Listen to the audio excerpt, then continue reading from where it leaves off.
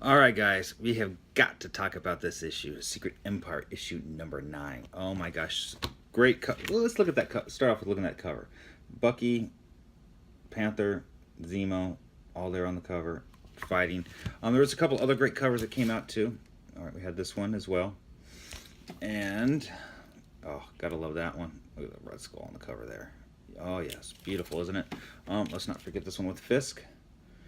And of course, wrapping it up for our variant covers for issue number 9, we have the action figure variant with Tony Stark on there.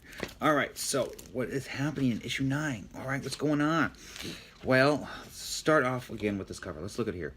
Typically, our covers, as you know, have the you see the Hydra shield in here. Well, this one has a Captain America shield that looks like it's kind of a shattering around it. All right. So what is going on with all that? What's happening? What's going on in here? Well, it starts off, there is Kobik talking to Steve Rogers, and she's like asking, "Hey, what is this place? What's going on?" And she's talking about how she messed everything up and how she made everything even worse. You can see in this page, and how pretty much you see this world destroyed, right? And it kind of goes from there into Washington, D.C. And you see Steve, Hydra Supreme, he's there talking with Zemo and reuniting. And he brings in a present for Steve, and that is the Black Panther, bound in shackles, promising to break them and to break Zemo. Yeah, well, whatever. And so he's captured, being sent away to his cell, when, of course, who shows up is Emma with her piece of the fragment of the cube, as the peace offering to stop the war against her people.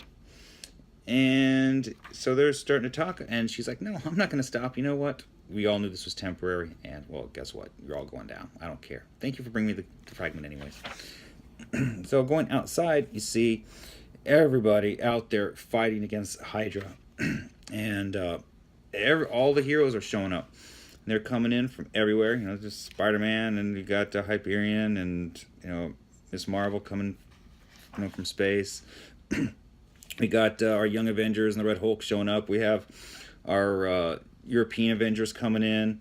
And, of course, the Hydra Avengers are coming out.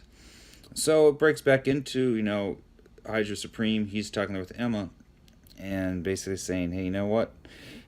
You remember," he's basically reemphasizing the fact that this was only temporary. And she's like, "Well, I'm kind of sorry you said that, because no mutant will kneel to Hydra, and there is Magneto, and he is there to fight against Hydra and trying to take down the ship." Well, the ship is having some problems, and everybody goes and on their way, and Zola's now taking Supreme Leader Captain America over to a laboratory for something that he has special for Steve. Going back out to the war, everybody's fighting, and they seem to be winning. Look at that. Some more punching, more fighting, more things going on, and finally, look at that page. The Odin Sun has seen enough. No more. Boom, no more. And up there, Taskmaster and Black Panther are like, that boom, that's, we're going to lose boom, isn't it? And they're like, "Yeah, okay, so you know what? It's time to switch sides." So they go into the prison cell, and our other group of young Avengers, they basically say, "Hey, you know what? We'll free you, but you know what? Don't hit us. Just remember that we did special things like bringing you cheeseburgers and let you watch TV. All right, so we're going to let you out of here. Go join the fighting."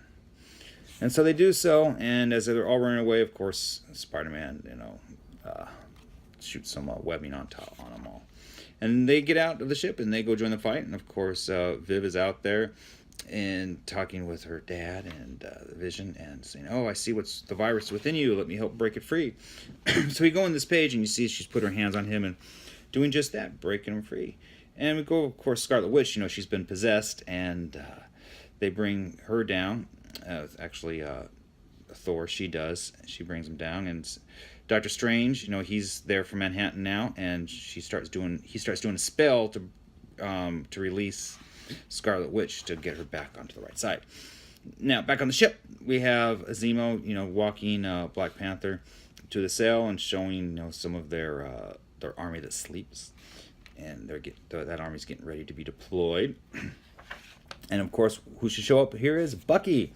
Bucky starts fighting, and Zemo shoots Bucky, and everything's looking good for Zemo when all of a sudden Black Panther takes his cuffs and starts wrapping them around Zemo's neck and starts choking him and knocks him out.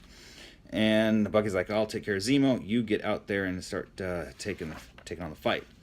Get over here, you know, Sharon Carter. She has been basically brainwashed by Dr. Faustus, and she's pouring tea for him. And all of a sudden, he takes a tea and starts choking. She's like, don't worry, the toxin's not lethal. But I am. And she punches and knocks him out and gets in control of the control panel, starts taking down the warships of Hydra that are in the sky, and let them start falling.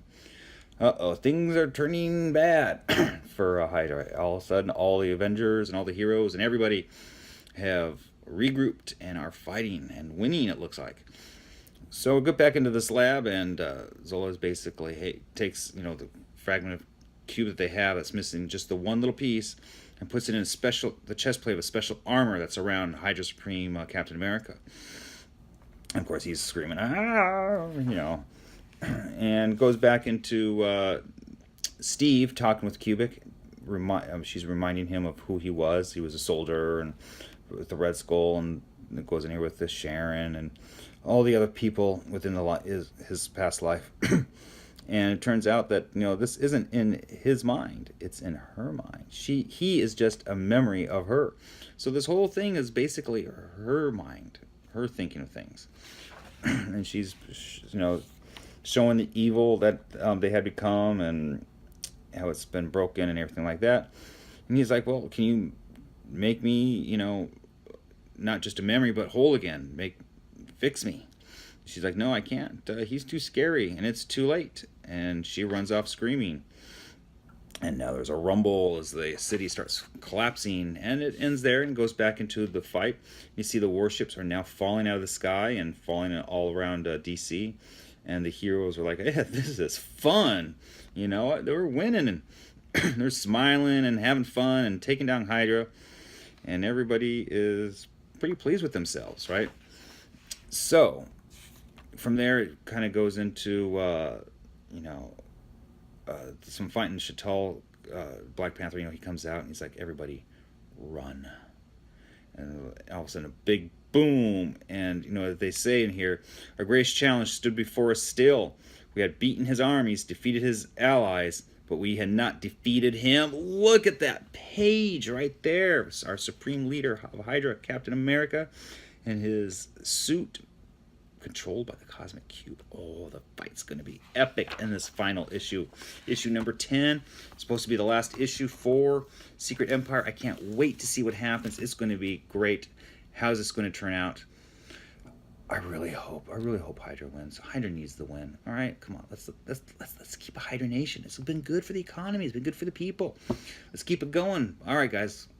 Remember, Hell Hydra. Cut off one head and two more. She'll take its place.